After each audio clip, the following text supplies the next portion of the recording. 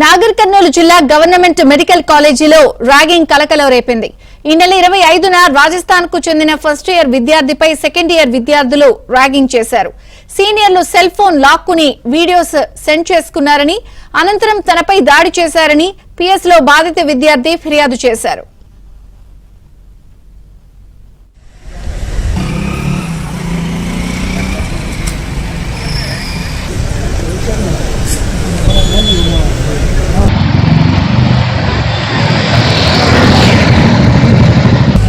ఓడేవనే ఇలా తీసేట్లేదు.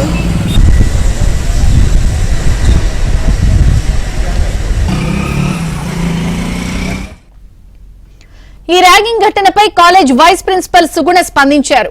ర్యాగింగ్ జరిగింది వాస్తవమేనని, విద్యార్థుల తల్లిదండ్రులకు కూడా సమాచారం ఇచ్చామన్నారు. వచ్చే నెల 2న తల్లిదండ్రులతో సమావేశం ఏర్పాటు చేశామని తెలిపారు. ర్యాగింగ్ చేసిన విద్యార్థులకు కౌన్సిలింగ్ నిర్వహించామని, మళ్లీ ఇలాంటి ఘటనలు జరగకుండా చర్యలు తీసుకుంటామని ప్రిన్సిపల్ సుగుణ తెలిపారు.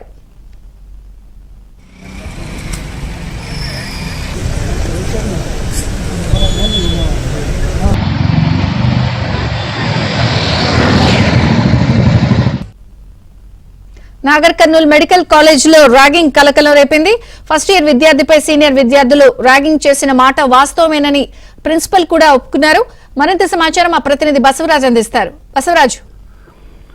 విజయచంద్రిక నాగర్ కర్నూలు జిల్లా కేంద్రంలో ఆలస్యంగా వెలుగు చూస్తుంది ఈ ఘటన. అయితే నాగర్ కర్నూలు జిల్లా కేంద్రంలో మెడికల్ కాలేజీలో థర్డ్ ఇయర్ విద్యార్థులు ఫస్ట్ ఇయర్ చదువుతున్న విద్యార్థిని 3 రోజుల క్రితం, అంటే కరెక్ట్ గా డేట్ బయటకు చెప్పేటప్పటికి రాత్రిపూట ఫస్ట్ ఇయర్ విద్యార్థిని పిలిపించి అతడితో అంటే వికృత చేష్టలకు పాల్పడ్డారని తెలిసింది. అయితే దీనిపైన ఆ విద్యార్థి ధైర్యంతో పోలీసులకు ఫిర్యాదు చేశారు. అదేవిధంగా కాలేజీ ప్రిన్సిపాల్ కు కూడా ఫిర్యాదు చేయడంతో కాలేజీ ప్రిన్సిపాల్ సదరు విద్యార్థులు ఎవరైతే ర్యాగింగ్ కు పాల్పడ్డారో వారందరినీ పిలిచి ర్యాగింగ్ అంటే వారికి కౌన్సిలింగ్ ఇవ్వడం జరిగింది. దీనిపై అంటే పూర్తిగా విచారణ చేపట్టి తర్వాత ఇంకా చర్యలు కూడా తీసుకునే అవకాశం ఉంది. దీంట్లో పోలీసులు కూడా ఎంటర్ అయ్యారు. పోలీసులు కూడా కేసు అయితే నమోదు చేసుకున్నారు. వారు కూడా విద్యార్థులకు కౌన్సిలింగ్ ఇస్తున్నారు. అయితే ఇదే విషయంలో ఈ వచ్చే నెల 2వ తారీఖు నాడు తల్లిదండ్రులతో కూడా పెద్ద ఎత్తున మీటింగ్స్ ఏర్పాటు చేసేందుకు కాలేజీ యాజమాన్యం నిర్ణయించింది. అయితే ఇట్లాంటి ఘటనలు ఏదైతే మెడికల్ కాలేజీల్లో ఉన్నాయో చాలా మటుకు జరుగుతున్నప్పటికీ పెద్దగా బయట ప్రపంచానికి తెలియకుండానే జరుగుతున్నాయి. కాకపోతే మొదటి సంవత్సరం విద్యార్థి ధైర్యం చేసి పోలీసులకు అటు కాలేజీ ప్రిన్సిపాల్ కు ఫిర్యాదు చేయడంతో ఇది వెలుగు చూసింది. అయితే గోప్యంగా ఉంచేందుకు యత్నించినప్పటికీ ఇది బహిర్గతమైంది. పోలీసులు కూడా దీనిపైన విచారణ చేపడుతున్నారు. విజయచంద్రిక.